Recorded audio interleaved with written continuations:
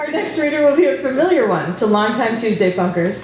Sara Ross Witt is the former co-host of Tuesday Funk and a graduate of the New School MFA in Creative Writing program. Her writing has appeared in Black Market Lit, Best of Ohio Short Stories, Arch City Chronicle, and Parent to Parent. Currently, she reviews books based on their covers with a bunch of badass literary chicks who call themselves hardcover lovers. This summer, Sara will be reading from her short story collection as part of the acclaimed Shakespeare in the Park in Columbus, Ohio on August 8th and 9th. If you're in Columbus, you should go. But before that happens, she's reading right here. Welcome, Sara Ross Witt.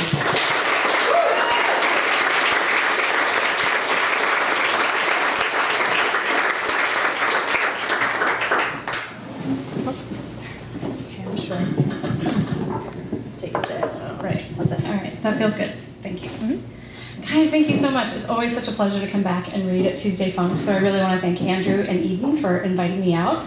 Also, Hopleaf and Mark, thank you so much. You guys always take care of me and Tuesday Funk so well. Thanks to all my friends who came out tonight and everybody who's here. I really appreciate it.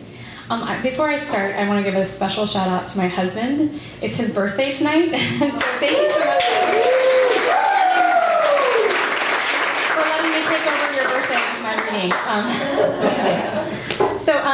The story, I'm not reading this story, but one of my stories was published in the Best of Ohio Short Stories. It's called Monsters. The story that I'm reading tonight, and I have a couple books available, I'm selling them after, is connected to monsters. It's about this family of about 6 kids. There's the older sister Anne, then the next sister Cass, then there's the twin brothers who are just referred to as the twins, and then there's Jonathan, and then there's Chrissy, and Chrissy is our protagonist. We listen to her voice throughout this story.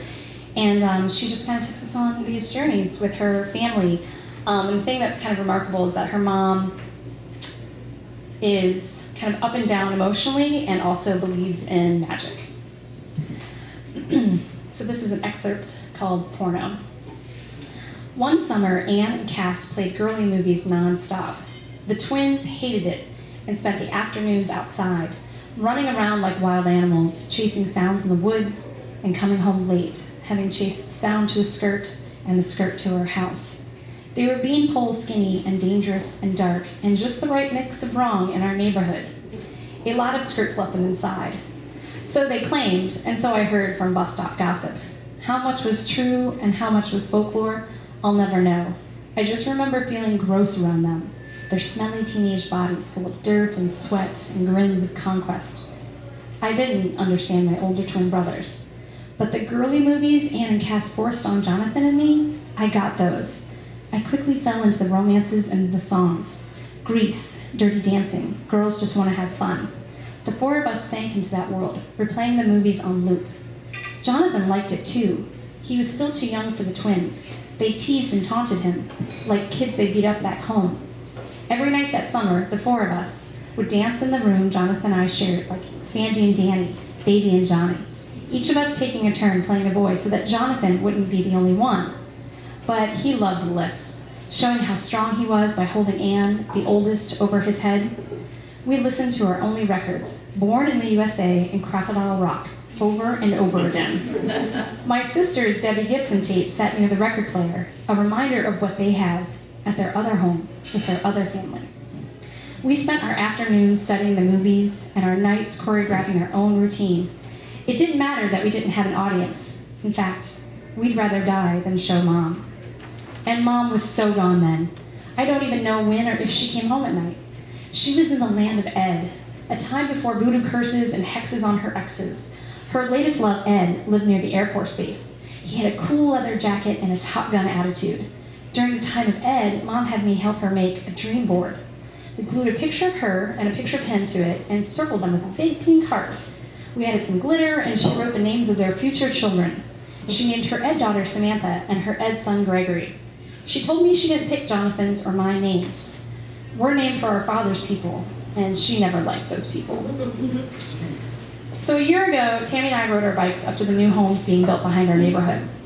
We liked playing house in them after the construction workers left. We had at least an hour before Tammy's parents started to worry about her. I could have stayed out all night, but Mom said never to stay in a house with skeleton. You shouldn't be in a house without furniture, same as you shouldn't be in a body without organs.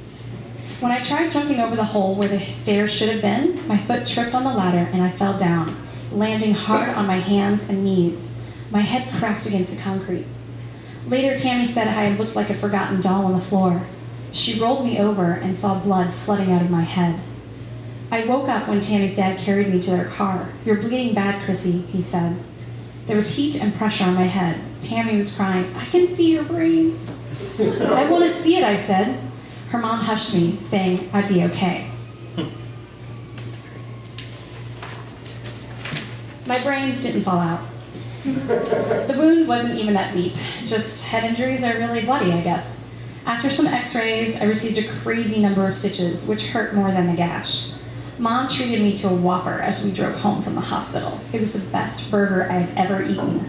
She insisted I sleep in her room that night, and I didn't protest because I was tired and I was shaken, and I needed some babying, even if her brand of babying wasn't that great. Jonathan checked on me to make sure I was still alive and give me my favorite blanket. When I woke up in the middle of the night, as pain throbbed through my head, the room was glowing. White candles burned on every surface. Mom sat at her vanity, watching me through the mirror. "It's candle magic, Chrissy. I'll show you how to do it when you're feeling better."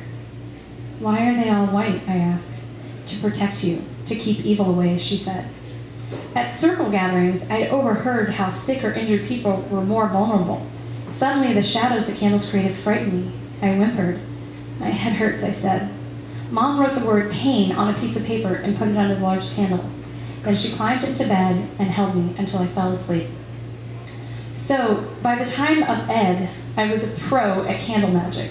White for protection, red for healing, pink for love, green for money, and black for binding and banishing. I was frightened for Ed Sam and Ed Greg, my unborn siblings. Every night I burned a black candle with a note underneath it telling them to stay away. This is also in the time before I knew about babies, when I thought they just showed up on porches. Mom was off in the land of Ed, dreaming of her Ed children. That's how the twins got the porno into our house. Anne, Cass, Jonathan, and I were upstairs practicing our routine, jumping off the bed into a beanbag chair and yelling, "Born in the USA," as loud as we could. The higher we jumped, the louder we'd sing. When the twins busted into the room, "Shut the fuck up," they said in unison. I hated it when they did that. By that, I mean everything about them. The interrupting, swearing, talking in unison. They held up a blank VHS tape. "You've got to come down and see this. This is so much better than the crap you've been watching." Anne pushed hair out of her eyes. "Is there dancing?" she asked. One of the twins snort laughed, but the other twin elbowed him and said, Yeah, there was." She shrugged her acceptance and walked out. Because she was the oldest, it signaled the end of our routine. Cass and Jonathan followed, but I didn't move. "I'm staying upstairs," I said, angry.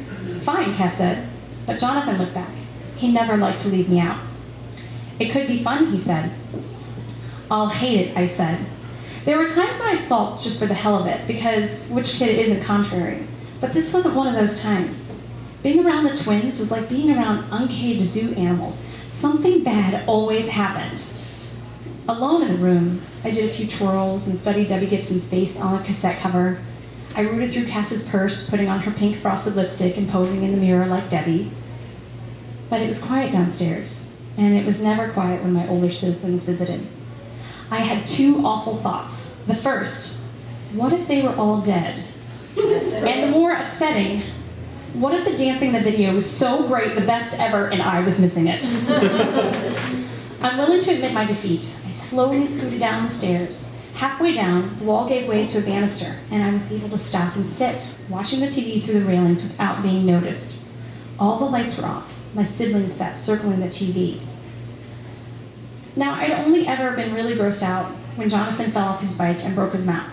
Blood everywhere and a hole where his mouth and where his 2 teeth should have been. He looked like a monster who'd taken over my brother's body. Probably how I had looked to Tammy. So that was the scariest, grossest thing I knew until the thing I saw on TV. 3 half-goat men were chasing naked women around a plastic tree, while the women giggled and pushed the goat men's grabbing hands away. The goat men's dicks were just hanging out. But they were not goat dicks. I have no idea what a goat dick looks like. I just knew they were not goat dicks. And then one goat man gathered up a woman in his arms. She stopped giggling and started screaming, and her half-naked friend just ran away. And then he pushed her onto the ground. He was on top of her. His not goat dick disappeared inside of her. Oh my God, oh my God, oh my God. Another goat man was on top of her, and his dick slapped her face. She started moaning and bucking while grabbing fistfuls of goat hair, and she swallowed the other goat man's dick, and I threw up. I sat on the toilet as Cass kneeled in front of me. That's called a porno, she said, wiping vomit from my face and hands. The boys shouldn't have brought that home.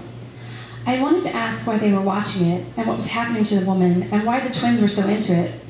But okay was all I said. Jonathan stood at the door. You okay, he asked. She'll be fine, Cass said. Don't tell her, he pleaded to both of us.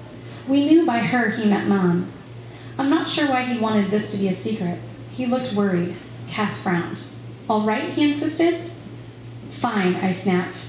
I knew he was protecting the boys, and it hurt my feelings. What about me? I needed him to protect me. From weird goat men, from older brothers bringing porno into our home, from everything I didn't understand. Because here's the thing, Mom's wasn't going to do it. In fact, when she got home from the land of Ed, she brought nudie magazines for the boys. Jonathan, too, who read one when he opened the paper bag and then hid it under his bed. The twins gave me an evil death stare. But I hadn't snitched, not this time. Mom ordered me up to her room. I started a mental list of all the cleaning I had done, followed by a list of all the misbehavings of my siblings. The last list was backup. I didn't want to tattle, and I didn't want to make things worse with the twins. They hit hard, but I needed that list. Anne told me about the other night, Mom said. I was shocked. Anne never told Mom more than she needed to know, and never anything that could get Anne into trouble. Mom asked me how I felt, and I told her I was fine. She sat on the edge of the bed with a sigh. She looked tired, and I hated to admit it, Mom looked sad.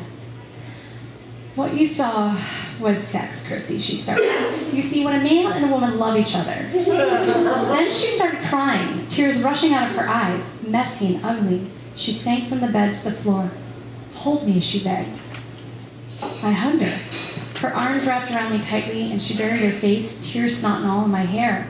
She cried for so long the room darkened. My legs lost feeling, and I was hungry. Finally, I had enough courage to ask, is that what happened to you and Ed? You had sex? She laughed and pushed me away. Pins and needles pain radiated through my legs, but she was laughing, and that was better. God, I forget how young you are sometimes. Sex is this, she said, making a circle with one hand and jabbing a finger from the other hand. It reminded me of a goat porno. Sex is nothing, she continued. Ed said he loves me. That's good? I posed it as a question because I'm not sure why she's upset. Not good, Chrissy. He's married. I was more confused than I cared to admit. Love, sex, and marriage were concepts that I didn't really understand. Sure, my Barbies married and had babies and declared their undying love for each other until the next Ken doll came along, but those were dolls. She pushed herself up off the floor, running a hand across her clothes as she did, smoothing out the wrinkles. She was getting back into her skin, shaking off sad. Just like that, tears were nothing. Just like that, her tears were nothing. It was never about love or sex, Chrissy. It's about control.